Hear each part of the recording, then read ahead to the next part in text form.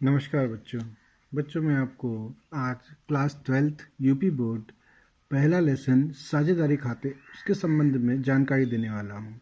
बच्चों, साझेदारी से आशय दो या दो से अधिक व्यक्ति से लेकर 100 व्यक्तियों तक एक संस्था के अंतर्गत एक संस्था का निर्माण करना साझेदारी कहलाता है। बच्चों, यह अलग अलग समय में अलग अलग साझेदारों की संख्या डिफाइन की गई है, जैसे कि 1932 साझेदारी अधिनियम 1932 के अनुसार क्या थी पहले कि 2 से 20 थी, परंतु 1956 कंपनी एक्ट उसके अनुसार बेटे 2 से 50 हो गई। इसके बाद में फिर जो कंपनी अधिनियम 2013 आया उसके बाद में 2 से 100 हो गई। इसके से आप ये समझ सकते हैं कि साझेदारी में अधिकतम सदस्यों की संख्या वर्तमान में 2 से लेकर 100 के बीच में है। ठीक है बच्चों। अब बच्चों, साझेदारी में आपको मैंने बताया कि साझेदारी अधिनियम के द्वारा चलती है। साझेदारी अधिनियम 1932 के अनुसार ही साझेदारी के समस्त कार्य किए जाते हैं। जब साझेदारी की जाती है तो उसको लिखित रूप से लिखा जाता है या फिर मौखिक रूप से लिखा जाता है। साझेदारी मौखिक रूप से भी हो सकती है और लिखित रूप से भी हो सकती है। उसी तरीके से साझेदारी के रूल्स रेगुलेशन यानी उसके नियम और शर्तें लिखित या मौखिक दोनों हो सकती हैं। इसको बेटे साझेदारी संलेख कहते हैं, पार्टनरशिप डीड कहते हैं इंग्लिश में। बच्चों, साझेदारी संलेख या पार्टनरशिप डीड में क्या क्या चीज़ें लिखी जाती हैं? उसमें बेटे interest on capital, interest on loan, interest on drawing और बेटे कि कोई साझेदार अगर लोन देता है तो उसको क्या परसेंटेज मिलेगी लोन की, इत्यादि चीज़ों के बारे में विवरण उसमें दिया जाता है। बच्चों, साल भर जब साझेदारी संस्था कार्य करती है तब उसको अपना लाभ हानि ज्ञात करने का जो उत्सुकता होती है उसी के अधीन बेटे खाते खोले जाते हैं। साझेदारी में जो साझेदारी में खाते खोले जाते हैं उसमें पहला खाता है पूंजी खाता। पूंजी खाता जो होता है बेटे उसको बनाने के समय में हमको 2 बातें ध्यान देनी होती हैं कि पूंजी स्थायी पूंजी है या अस्थायी पूंजी है। अगर बच्चों पूंजी स्थायी है तो चालू खाता और पूंजी खाता दोनों, माफ करिएगा, पूंजी जब स्थायी है तो चालू खाता और पूंजी खाता दोनों खोलेंगे, और जब पूंजी क्या है अस्थायी है तो पूंजी खाता, यानी अगर आपको सीधे सीधे कहा जाए इंग्लिश में तो जब जो आपकी कैपिटल है वो फिक्स होती है तो करंट अकाउंट और आपका कैपिटल अकाउंट, और जब पूंजी वेरिएबल होती है यानी कैपिटल वेरिएबल होती है तो सिर्फ कैपिटल अकाउंट खुलता है। ये कैपिटल अकाउंट जो लिखा हुआ इसको आप ये समझिएगा कि पार्टनर्स कैपिटल अकाउंट है। ओके, तो बच्चों यहाँ पे पार्टनरशिप अकाउंट्स के बारे में जानकारी मैं देने जा रहा हूँ। तो जो पार्टनर्स अकाउंट्स होते हैं पार्टनरशिप के, पहला तो मैंने आपको बताया पार्टनर्स अकाउंट जो ऊपर बताया, पार्टनर्स कैपिटल अकाउंट, जितने भी जो भी आपके पार्टनर्स होंगे उतने अकाउंट बन जाएंगे। इसके बाद बेटे बनते हैं ड्राइंग अकाउंट। ड्राइंग अकाउंट में बेटा आपका जो इंटरेस्ट ऑन ड्राइंग होता है उसका बनता है, अगर ड्राइंग लिया गया है तो उसके बारे में बनता है। फिर बेटे इंटरेस्ट अकाउंट जो आपका कैपिटल से रिलेटेड होता है यानी पूंजी पर ब्याज खाता यानी इंटरेस्ट ऑन कैपिटल अकाउंट। फिर उसके बाद बेटे लोन अकाउंट, ठीक है। फिर उसी तरीके से आहरण पर ब्याज खाता, तो उसे क्या कहते हैं, इंटरेस्ट ऑन ड्राइंग अकाउंट। ठीक है बच्चों, आगे बढ़ते हैं। इसके बाद बेटे आपका आता है पूंजी पर ब्याज निकालने की गणना। ठीक है, तो पूंजी पर ब्याज निकाला किस तरीके से जाता है उसको समझिएगा। सबसे पहले याद रखिएगा कि पूंजी पर ब्याज लगाना आपको आना चाहिए। अब यहाँ पे आपको ये भी ध्यान रखना पड़ेगा पूंजी पर ब्याज किसको मिलता है। आप यहाँ पे समझेंगे कि एक व्यक्ति है, एक पार्टनर है, उसी को समझिए कि 1 या 2 या 3 पार्टनर जो भी हैं उन्होंने संस्था को क्या दिया है बेटा, कैपिटल दिया है। तो ये देने वाले हैं और ये लेने वाला है, तो ये 2 व्यक्तियों के समान मान लीजिए। मैंने आपको 11th में पढ़ते वक्त बताया था कि साझेदार और साझेदारी संस्था दोनों ही अलग अलग व्यक्ति माने जाते हैं। ठीक है, जैसे कि एक दुकान है और एक दुकानदार है, तो दुकान एक अलग व्यक्ति मानी जाएगी और दुकानदार एक अलग व्यक्ति माना जाएगा। ठीक है, तो यहाँ बेटे जो दुकानदार है और दुकान जो है या जो आप कह लीजिए कि फर्म है और जो आपका पर्सन है वो दोनों ही अलग अलग माना जाएगा, जो पार्टनर है और उसका फर्म है। ठीक है। अब बच्चों जो फर्म ने पैसा लिया है तो उसके बदले में वह पार्टनर को क्या देगा, इंटरेस्ट देगा, ठीक है। तो यहाँ पे बेटे इंटरेस्ट ऑन कैपिटल उसको प्राप्त होता है, किसको, आपके साझेदार को।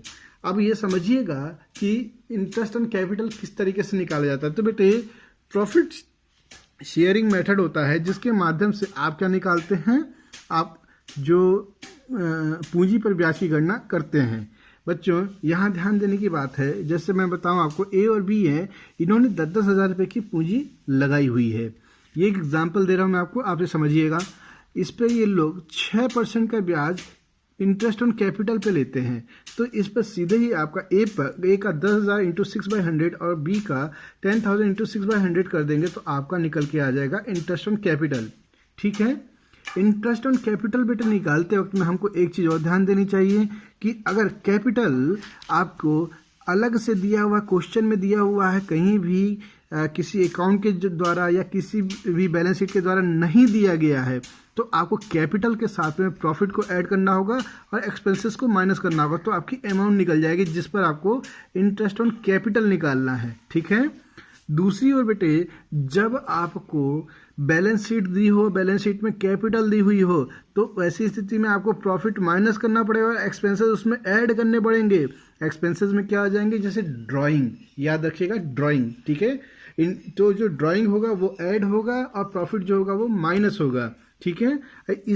इसके बाद में जो अमाउंट आएगी उस पर आप इंटरेस्ट ऑन कैपिटल निकालेंगे, ठीक है। अब एक एग्जांपल आपको दे रहा हूं मैं इंटरेस्ट ऑन कैपिटल को लेके, ठीक है। जैसे कि ए बी एक संस है, ए बी एंड संस एक कंपनी, एक संस्था है जिसमें ए ने 10,000 रुपीज़ और बी ने 15,000 रुपीज़ लगाया हुआ है, ठीक है। इनका साल भर का जो प्रॉफिट है वो 15,000 रुपीज़ है। और बेटे जब मैंने आपको बताया कि साल भर का जो प्रॉफिट है 15,000 रुपीज़ है, इनका प्रॉफिट रेशियो 2:1 का है, ठीक है। तो जब प्रॉफिट रेशियो 2:1 का है तो दोनों को जोड़ के इसका प्रॉफिट शेयरिंग रेशियो कितना आ गया, 3 का। तो बेटे 15,000 इंटू 2/3, क्योंकि 2 है ए का, तो ए का निकाल लेंगे भाग, तो ए का कितना हो जाएगा 10,000 रुपीज़, और इसी तरीके से बी का निकालेंगे तो 5,000 रुपीज़। इन दोनों को इनके जो कैपिटल अमाउंट है उसके साथ जोड़ देंगे तो इनका ऐसा अमाउंट निकल के आ जाएगा जो इनका क्या है बेटे, इंटरेस्ट ऑन कैपिटल लगाने के लिए अमाउंट है, ठीक है। तो जो ये आ गया आपका 20,000, तो इसका 6/100 निकाल दिया तो आपने 1,200 निकल के आ गया, ठीक है। जैसे कि आपको ये पहला वाला दिख रहा है, इसमें मैंने आपको ये दिखाया कि कहीं भी कोई भी अकाउंट नहीं है, ठीक है ना। इस क्वेश्चन में ऊपर कहीं भी कोई अकाउंट नहीं है, ये एक सिंपली आपको एक क्वेश्चन उठा के दे रखा है। तो इसमें आपको क्या करना है, कैपिटल के साथ में प्रॉफिट को ऐड करना है। क्योंकि यहाँ पे एक्सपेंसेस नहीं दिए हुए तो एक्सपेंसेस की बात नहीं हुई है, तो कैपिटल प्लस प्रॉफिट आपने ऐड किया तो अमाउंट निकल के आ गई जिसपे इंटरेस्ट ऑन कैपिटल लगाना है, ठीक। अब बच्चों इंटरेस्ट ऑन ड्राइंग की बात करते हैं, दूसरा अमाउंट, दूसरी ऐसी चीज जो सबसे ज्यादा इंपॉर्टेंट है, ठीक है ना। यहाँ पे भी हम, यहाँ पे 2 मेथड होती हैं। पहली मेथड है ए और बी, जैसे मान लीजिए कि 2 पार्टनर हैं जिनकी कैपिटल 1,50,000 है, ठीक है। ए निजी काम के लिए 3,000 निकालता है और बी निजी काम के लिए 5,000 निकालता है, और इनकी जो इंटरेस्ट ऑन ड्राइंग की रेट है वो 6% है, ये मान ले जा रही है, ठीक है ना। ये क्वेश्चन के अकॉर्डिंग आप लोग मान सकते हैं, कितना ही मान सकते हैं। तो ऐसी स्थिति में 3,000 इंटू 6/100 और 5,000 इंटू 6/100 ये निकाल देंगे तो इसकी 180 और इसकी 300 निकल के आ जाएगी, ठीक है। ये तो होगी फर्स्ट मैटर बेटे, चूंकि इसमें क्या किया है, टोटलिंग अमाउंट दे रखा है, एक एग्रीगेट अमाउंट दे रखी है 1 ईयर के लिए। बट कभी कभी सेकेंड मेथड जो है उसके अकॉर्डिंग भी दे देता है, जैसे कि जनवरी में ए ने 3,000, फरवरी में 5,000, मार्च में 300 क्या किया है, अपनी ड्राइंग किया है। बी ने उसी तरीके से जनवरी में 2,000, फरवरी में 3,000 और मार्च में 2,000, इस तरीके से इसने किया है। तो बच्चों इसका हम क्या निकालते हैं, अमाउंट लेते हैं, मंथ लेते हैं और प्रोडक्ट लेते हैं, कुछ इस तरीके से, अमाउंट, मंथ और प्रोडक्ट, ठीक है।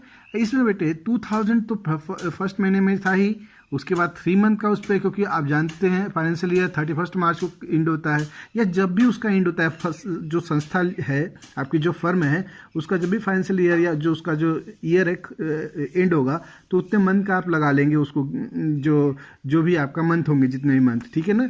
इसके बाद में मंथ और अमाउंट का मल्टीप्लिकेशन करेंगे तो आपको प्रोडक्ट मिल जाएगा। यानी मैंने जैसे किया 2000 × 3 = 6000। इस तरीके से बेटे आपका प्रोडक्ट निकल के आ जाएगा। इन तीनों का टोटल करेंगे आप लोग, ठीक। और जो नीचे आएगा उसमें बेटे फॉर्मूले में रख के आप जिस तरीके से एवरेज ड्यू डेट निकाल देते हैं, वहां पे इंटरेस्ट ऑन ड्राइंग 11th में निकाला था, बस इसी तरीके से इंटरेस्ट ऑन ड्राइंग यहाँ पे भी निकाल के रख देना है, ठीक है। अब एक क्वेश्चन मैं आपको अभी करा रहा हूं जिसमें इंटरेस्ट ऑन कैपिटल निकालना आपको सिखाऊंगा मैं, ठीक है। जब मैंने जैसा बताया था कि आपको सेकेंड मेथड यहाँ पे, जिसमें मैंने कहा था कि जब आप कैपिटल और जो प्रॉफिट है वो दिया हुआ है किसमें, बैलेंस शीट में, तब आपको क्या करना है, ओके। तो बच्चों यहाँ पे एक बैलेंस शीट है, चूंकि अभी मेरे पास क्वेश्चन पेपर नहीं है, मेरे पास बुक नहीं है, इस वजह से इस तरीके से बता रहा हूँ। एक क्वेश्चन है आपका इलस्ट्रेशन 1, जिसमें आपको लिखा हुआ है कि ए और बी दो पार्टनर हैं जिनकी कैपिटल 15,000 12,000 है। उनका प्रॉफिट ईयरली 8,000 का है, बट 5,000 का क्या है बेटा आपका, वो profit and loss investment account है, ठीक है।